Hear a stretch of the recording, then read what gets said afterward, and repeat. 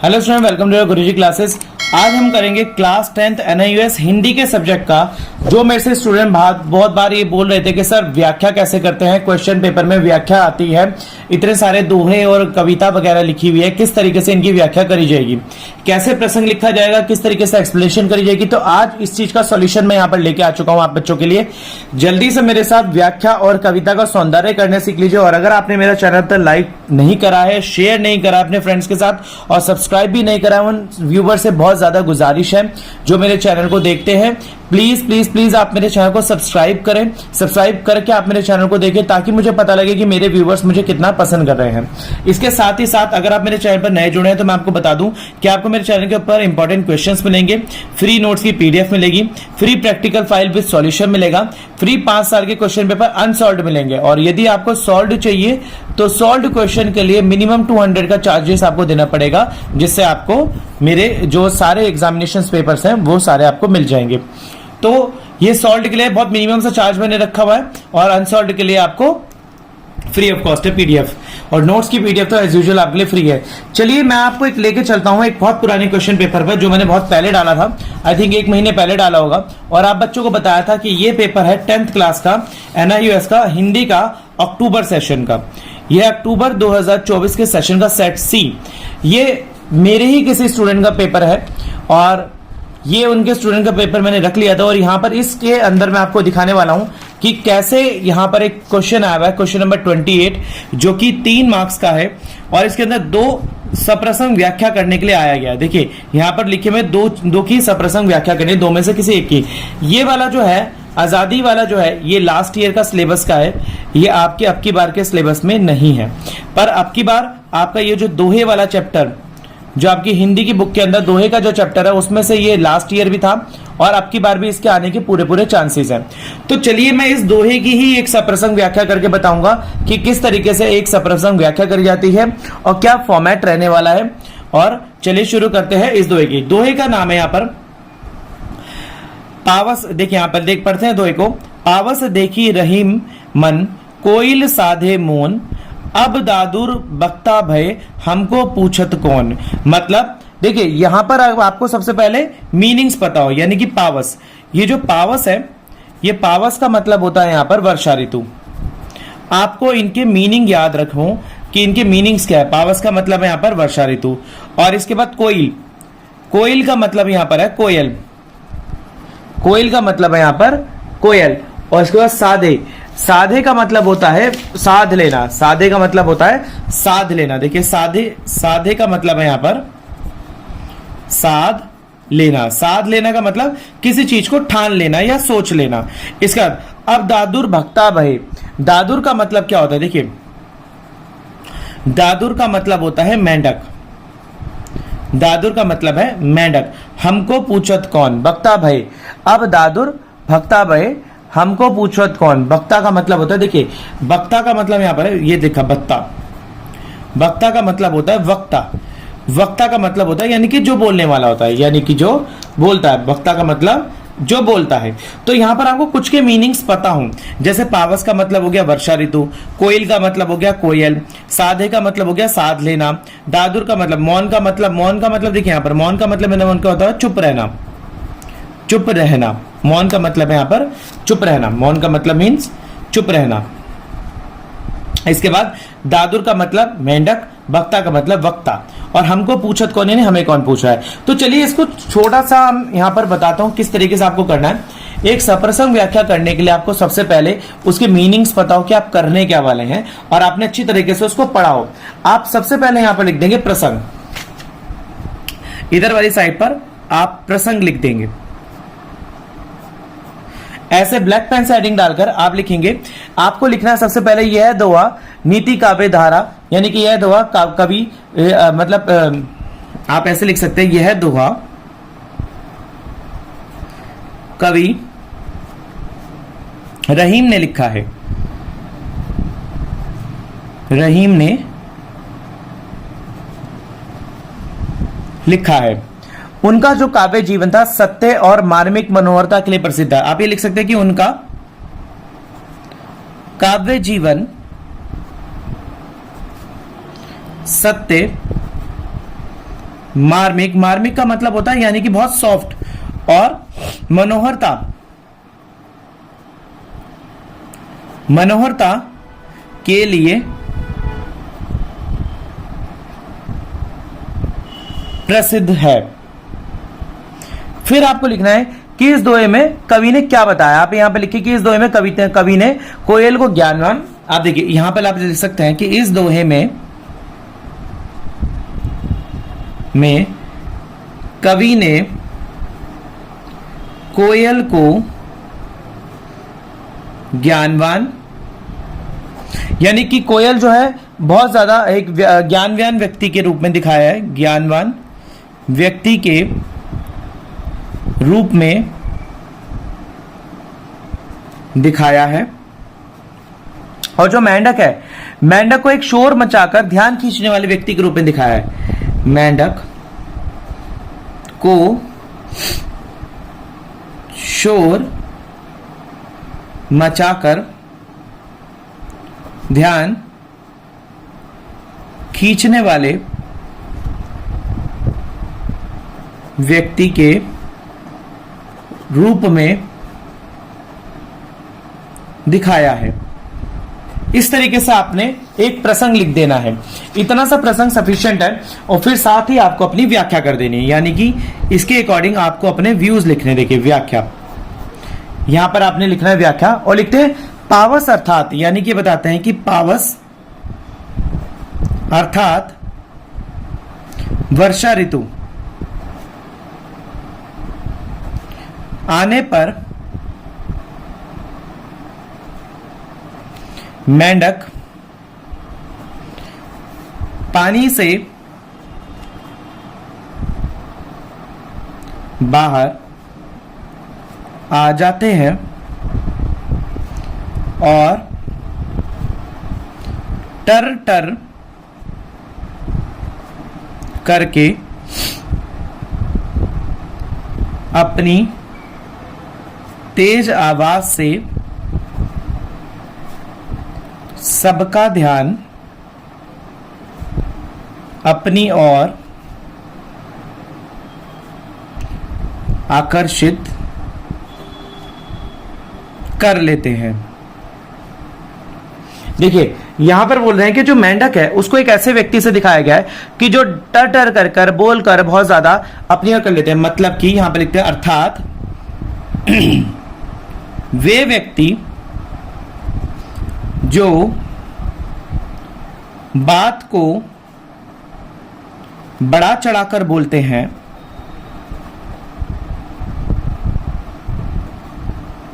वे तेज तेज बोलकर सबका ध्यान अपनी ओर आकर्षित कर लेते हैं।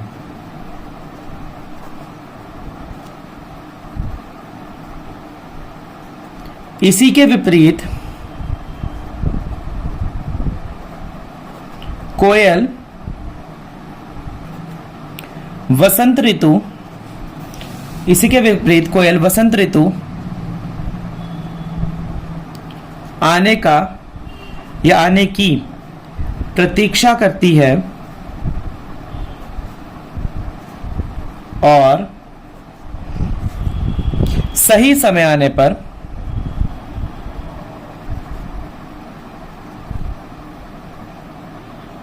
अपनी मधुर आवाज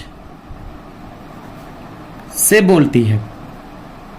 मतलब कि जो व्यक्ति व्यर्थ में वाद विवाद करते हैं वो सीधा टर टर करके, मतलब कि मेंढक की तरह बोलकर लोगों का ध्यान अपनी ओर आकर्षित करते हैं। इसी के विपरीत जो कोयल होती है वो अपनी मधुर आवाज से सही समय आने पर ही बोलती है, और उसको पता है कि मेंढक की टर टर में कोई उसकी आवाज नहीं सुनेगा, सब लोग उसकी आवाज को, मेंढक जो है उसकी आवाज को दबा देंगे, तो वो अपनी व्यर्थ में अपनी एनर्जी वेस्ट नहीं करती है। मतलब कि इसमें जो कोयल है वो एक ये बात बता रही है कि कुछ समय के लिए चुप हो जाती है, यानी कि इसमें जो कोयल को एक विद्वान व्यक्ति से बताया गया। आप लिख सकते हैं विद्वान व्यक्ति कोयल के समान समय आने पर ही बोलते हैं। तो स्टूडेंट्स यहां पर आप इतना भी लिख देंगे, आपने भी प्रसंग लिख दिया, फिर व्याख्या लिख दी, अब आपको यहां पर लिखनी है टिप्पणी। मैं इसके अंदर भी और भी बातें लिख सकता हूं, पर चूंकि मेरे पास वीडियो बहुत लंबी हो जाएगी और आप भी बोर हो जाएंगे देखते देखते, आप इसके अंदर अपने व्यूज लिखिए। व्यूज कैसे लिखने? आपको मेंढक एक अनपढ़ व्यक्ति, एक बहुत ज्यादा बातूनी जो बहुत व्यर्थ में बोलता रहता है, वाद विवाद करता रहता है, उस हिसाब से लिखना है। और इसी के अगेंस्ट में कोयल जो कि विद्वान के रूप में दिखाई गई है, और विद्वान के जैसे बोलती है, वो समय आने पर बोलती है, विद्वान भी उसी कोयल के समान अपने समय आने पर बोलते हैं। आपको इस तरीके से लिखना है। आपको यहां पर ये लिखने के बाद और ये बताना है, आपको टिप्पणी करनी है। यहाँ पर टिप्पणी देखिए, टिप्पणी के अंदर आपको क्या लिखना है, अब आपको बताना है कि आपने थोड़ा सा ये वाली लाइन कोयल और मेंढक के ऊपर लिखी, फिर आपने उसका एक्सप्लेनेशन करा। टिप्पणी में आप लिखेंगे यहां दोहा छंद है। ये दोहा है, क्या है यहां पर? यहां दोहा एक छंद है। छंद का मतलब जो कविताओं से यानी कि जो दोहों से लिया गया है। और ये हम बताना आपको, यहां सामान्य रूप से कोयल और मेंढक का वर्णन है, जिसमें देखिए यहां पर आप इसे लिख सकते हैं, यहां सामान्य रूप से कोयल और मेंढक का वर्णन है, तथा आप ये लिखेंगे कोयल को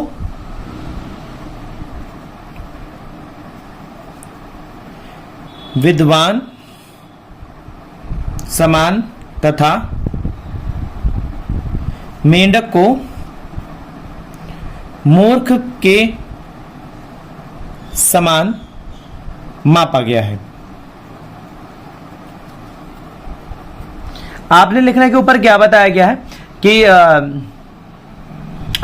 एक लाइन आपको जोड़ लिखनी है यहां पर। इसमें अलंकार कौन से हैं? देखिए इसमें अन्योक्ति अलंकार है, यानी कि जो जो दो चीजों का कंपेयर हो रहा है उस अलंकार का। देखिए आप लिख सकते हैं इसमें अन्योक्ति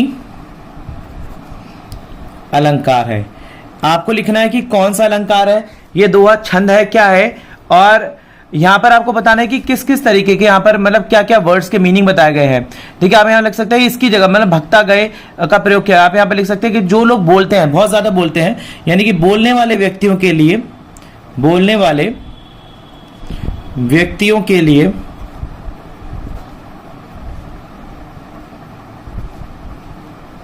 भक्ता गए का प्रयोग किया गया है। देखिए लिखने को तो आप इसके अंदर बहुत ज्यादा लिख सकते हैं, पर मैं आपको ये स्पष्ट कर देता हूं कि देखिए प्रसंग, व्याख्या और टिप्पणी, अगर आपने तीनों चीजें लिख दी हैं तो ये 3 नंबर का जो क्वेश्चन है, आपको अपनी हिंदी बिल्कुल मात्राएं बिल्कुल सही रखें, राइटिंग बिल्कुल क्लियर रखें, कटिंग बिल्कुल ना करें, तो आपको 3 नंबर इसमें आराम से मिल जाएंगे और 3 ही मार्क्स का क्वेश्चन है। तो वो स्टूडेंट्स जो मेरे को बोलते हैं कि सर व्याख्या किस तरीके से करनी है, उनके लिए मैंने यहाँ पर 3 मार्क्स का जो एक क्वेश्चन है उसमें व्याख्या करके दिखाई है। इसी के साथ चलिए चलते हैं, एक अगला इसी का प्रश्न है। यहाँ पर 30वां जो क्वेश्चन है, यहाँ पर यह बताया गया है कि निम्नलिखित काव्यांश के कवि और कविता का नाम उल्लेखित करना है। आपको बताना है कि कौन सी कवि और कविता के नाम से ली गई है और इसका काव्य सौंदर्य स्पष्ट करना है, और ये बताना है कि इसका कविता किस तरीके से। काव्य सौंदर्य का मतलब भी एक तरीके से प्रसंग और व्याख्या होती है, पर थोड़ा सा आपको ये क्या होता है कि ये जो काव्य सौंदर्य कविता, ये बड़ी कविता में से छोटा सा पार्ट एक लेकर यहां पर छापा गया है। अब इस छोटे से पार्ट को आपको पहचानना है। अगर आपने कविता पढ़ रखी होगी तो आपको बिल्कुल पता होगा कौन सी कविता ऐसे है। तो ये मैं आपको स्पष्ट कर देता हूं कि ये कविता जो है चंद्र गहना से लौटती बेर कविता से ली गई है, और इसके रचयिता कौन है? इसके रचयिता है केदारनाथ अग्रवाल। केदारनाथ अग्रवाल। देखिए आपको एक तो कविता पता हो, दूसरा आपको यह पता हो कि कौन सी कविता में इसका कवि कौन है। तो ये बहुत इंपॉर्टेंट है हर चीज के अंदर। जैसे ऊपर वाली के अंदर हमें पता था ये दोहे से ली गई है पाठ, और इसके रचयिता कौन थे? रहीम। तो ये इंपॉर्टेंट है। और यहां पर सेकंड वाले में भी आपको पता होगा कि कहां से ली गई। देखिए ऊपर वाला इसलिए नहीं कर रहा है क्योंकि ये आउट ऑफ द सिलेबस अभी हमारे सिलेबस में नहीं है, बट ये नीचे वाला जो है ये अभी भी हमारे सिलेबस के अंदर आ रहा है, इस बार के लेटेस्ट सिलेबस के अंदर, तो आपको ये जरूर करनी है। तो चलिए करते हैं इसको। चंद्रगहना से लौटती बेर केदारनाथ अग्रवाल की रचयिता है। इसमें भी आपको किस तरीके से करना है, चलिए करते हैं। इसमें थोड़ा सा इस कविता को पढ़ लेते हैं। बीच में अलसी हटीली, देह की पतली कमर की है लचीली। देखिए अलसी का मतलब तिलहन है। तिलहन मतलब तिलहन का एक पौधा होता है जो हमारे को पता होता है, जिसका हम तिल के होते हैं, उसके बारे में अलसी तिलहन की यहां पर बताया गया है, जो हटीली है। देह की पतली कमर की है लचीली। देखिए देह मतलब शरीर में पतली, और कमर मतलब कमर की है लचीली मतलब लचीली कमर, पतली कमर है। नीले फूल को सिर पर चढ़ाकर, देखिए जो नीले फूल खिले हुए उनको सिर पर चढ़ाकर कह रही है जो यह छुए दूं हृदय का दान उसको। तो आपको सबसे पहले यहां पर लिखना है, प्रसंग के अंदर मैं बताता हूं कि यह कविता चंद्रगहना से लौटती बेर शीर्षक से ली गई है। इसके रचयिता कवि केदारनाथ अग्रवाल जी हैं। कवि किसी काम से चंद्रगहना नामक स्थान पर गए हैं। देखिए चंद्रगहना नाम का एक क्या है, ये स्थान है। यहाँ पर कवि किसी काम से चंद्रगहना नामक स्थान पर गए हैं और वहां हरे भरे झूमते खेतों को देखकर बहुत ज्यादा आनंदमय हो गए, यानी खुश हो गए वो, और खेतों में उनके अनेक सुंदर मनमोहन वाले दृश्यों को देखा, यानी कि बहुत सारे मनमोहन दृश्य देखे उन्होंने, और उन्होंने वह कवि को बहुत अत्यंत सुंदर रूप से प्रस्तुत किया है। बस इतना चीज आपको यहाँ प्रसंग के अंदर लिख देनी है। जितनी चीज मैंने आपको बताई इतनी ही आपको प्रसंग के अंदर लिख देनी है। इसके बाद फिर आ जाएगी आपकी व्याख्या। इस व्याख्या के अंदर आपको देखिए, आपको सिर्फ उतना पार्ट पता हो जितना आपको पता है। देखिए चना और अलसी, मैं आपको यहां पर इसका थोड़ा सा व्याख्या कर देता हूं, इसी में से लिखने में बहुत टाइम लग जाएगा, लंबी वीडियो बन जाएगी वो। देखिए चना और अलसी दोनों ही एक खेत में आसपास खड़े हुए हैं। अलसी का पौधा दुबला पतला होता है और लचीला होता है। वजह यह है कि वह हवा में हिलता डुलता रहता है। यहां कवि जो है अलसी के 3 विशेष रूप बताता है। वह हटीली है यानी कि जिद्दी है, उसको देह पतली है, उसकी कमर पतली है, उसकी जो लचीली कमर, उसकी कमर लचीली है और देह पतली यानी कि शरीर पतला है। वह पतला होने के कारण हिलती रहती है परंतु तनकर सीधी खड़ी हुई रहती है, इसलिए कवि ने उसे हटीली कहा है। उसके सर पर बड़े गोल आकार के डोंडिया होती है। डोंडिया मतलब गोल गोल तरीके के फूल टाइप होते हैं, और जो फूले रहते हैं जिससे बीज बनता है। अलसी का फूल नीले रंग का होता है। उसे देखकर कविता को लगता है कि वह दुबली पतली लड़की है। यह मचल रही है, जैसे कह रही है जो मुझे छुएगा जो मुझे छुएगा मैं उसे ही अपना दिल दूंगी और उसी से प्यार करने लगूंगी। वह हटीली है परंतु दिल प्यार करने के लिए उसका मचल रहा है। तो यहां पर ये क्या है, एक अलसी की ठीली यानी अलसी के पौधे को, जिसके ऊपर उसको किस लड़के से, उसको एक लड़की से कंपेयर किया गया है जो कि लचीली है और जो चाह रही है कि कोई इसको छुए और वो अपना दिल उसको दे दे। तो यानी कि प्रेम भाव को यहाँ पर जो केदारनाथ अग्रवाल जी है उन्होंने दिखाया है। आपको ये चीज लिखनी है इसके अंदर, और इसी के अंदर यहाँ पर प्रसंग हो जाए, व्याख्या हो जाएगी आपकी। और साथ ही आपको टिप्पणी के अंदर क्या लिखना है मैं बताता हूँ। देखिए टिप्पणी में यहाँ पर आपने लिखना है कि कवि जो है अलसी और सरसों वनस्पतियों को मनुष्य की क्रियाओं से दिखा रहे हैं। देखिए अलसी और सरसों की जो वनस्पति होती है, पौधे जो होते हैं, उसे मनुष्य के क्रियाओं से यानी उसके काम से दिखा रहा है। चना पगड़ी मतलब देखिए पौधे वगैरह ये सब खड़े हैं और फागुन के गीत गा रहे हैं, और ये भी बता रहा है कि पौधों के अंदर किस तरीके से प्रेम भाव होता है और उसे मनुष्य के साथ उसको कंपेयर करा है। वो चीज आपको टिप्पणी के अंदर लिखनी है। तो उसी तरीके से जैसे मैंने पिछले वाले पार्ट में प्रसंग लिखा था, व्याख्या लिखी थी और टिप्पणी लिखी थी, वैसे ही आपको इस वाली कविता के अंदर भी प्रसंग, व्याख्या और टिप्पणी लिखनी है। देखिए ये 4 नंबर का है और ये 7 नंबर का है। हिंदी में 7 नंबर बहुत महत्वपूर्ण मार्क्स है, बहुत महत्वपूर्ण नंबर है। इतने अंक अगर 7 नंबर में से भी आपके 5 नंबर आ जाते हैं तो 26 नंबर का एग्जामिनेशन आपको पास करने के लिए चाहिए होता है, रह जाता है 21 नंबर। बहुत इजी से आप ये सप्रसंग 2 व्याख्या कर आप ले लेंगे अपने मार्क्स। देखिए इसके बाद इसी में ही 2 नंबर के 3 क्वेश्चन और दे रखे हैं। कबीर ने धन की अधिकता को क्यों हानिकारक बताया, आवाहन का अर्थ स्पष्ट कीजिए, कवियत्री ने पृथ्वी को बूढ़ी क्यों कहा, आपकी दृष्टि में आजादी का सही अधिकारी कौन है। ये कविताओं से क्वेश्चन भी पूछे गए हैं, इसमें से किन्हीं 4 में से 3 को उत्तर देने 2 नंबर के, तो इसमें भी मार्क्स आपके बहुत अच्छे आ जाएंगे। तो स्टूडेंट्स मैं ये कहना चाह रहा हूं कि 3 नंबर का ये, 6 नंबर का ये, 4 नंबर का ये, 6 और 4 10 और 3 13 मार्क्स आप अपने यहां पर पक्के कर लेंगे बहुत अच्छी तरीके से, क्योंकि इसके बाद इसके बाद सीधा क्वेश्चन आंसर आ जाएंगे और गद्यांश आ जाएगा आपका, क्वेश्चन आंसर और गद्यांश, क्योंकि कविता में बस इतना ही आपका दिया रखा है और इतने ही पार्ट अगर आप कविता के अंदर कंप्लीट कर लेते हैं। मैंने पूरा पेपर आपका जो मैंने पहले भी एक्सप्लेन करा था कि क्या क्या चीजें आई हैं, और ये भी बोला था कि मैं आपको धीरे धीरे बताता रहूंगा कि किस तरीके से एक्सप्लेनेशन आपको करना है। देखिए कविता में आपको इतना ही लिखा है, 2 कविता, एक दोहा और एक कविता आई है, उसको आपको एक्सप्लेन करना, अच्छे से आंसर देने हैं। तो यानी कि 13 मार्क्स आपके पक्के हो जाएंगे, 3 नंबर यहां और कविता और दोहे से रिलेटेड क्वेश्चन आंसर, और एक 4 नंबर यहां, और 6 और 4 10 और 3 13 मार्क्स आपके पक्के हैं। तो स्टूडेंट्स आशा करता हूं आपको मेरे द्वारा दी गई जानकारी अच्छी लगी होगी, और अगर आपको फ्री नोट्स पीडीएफ वगैरह इन सबके एक्सप्लेनेशन चाहिए और कुछ भी एनआईओएस से रिलेटेड कोई भी इंफॉर्मेशन चाहिए आपको फ्री ऑफ कॉस्ट दी जाएगी, तो मेरे नंबर 8851450051 पर कॉन्टैक्ट कर सकते हैं व्हाट्सएप करके, मेरी टीम आपको रिप्लाई करेगी। रिप्लाई करने में थोड़ा टाइम लग सकता है, 10 बजे के बाद से लेकर 7 बजे तक का आपको रिप्लाई दिया जाएगा। तो स्टूडेंट्स मिलते हैं अगली वीडियो में। अगर आपने मेरे चैनल को सब्सक्राइब नहीं करा है तो प्लीज सब्सक्राइब करें बिना मत जाना। मैं आपका बहुत आभारी हूं, आप लोग मेरे चैनल को सब्सक्राइब कर रहे हो, प्यार कर रहे हो, अच्छे कमेंट्स लिखते हो और मेरे से व्हाट्सएप पे बात करते हो। मेरे को सच्ची में आप लोगों से व्हाट्सएप पे बात करके बहुत अच्छा लगता है। I really appreciate your patience के सर आपके लिए। देखिए वीडियो थोड़े दिन बाद आई है, 2-3 दिन बाद, क्योंकि मेरे पास सीबीएसई का एकदम से बैचेस के बर्डन आ चुका है। मेरी ऑफलाइन क्लासेस होती हैं, जो बैचेस स्टार्ट हो चुके हैं, इस वजह से मेरी वीडियो थोड़ी सी लेट आई है। गला भी बहुत दुख रहा है, गले की वजह बाद भी मैं ये वीडियो बना रहा हूं ताकि आपके 22 अप्रैल से एग्जामिनेशन शुरू होने वाले हैं और आपको कहीं पर भी कोई प्रॉब्लम ना आए। मिलते हैं अगली वीडियो में, तब तक के लिए धन्यवाद।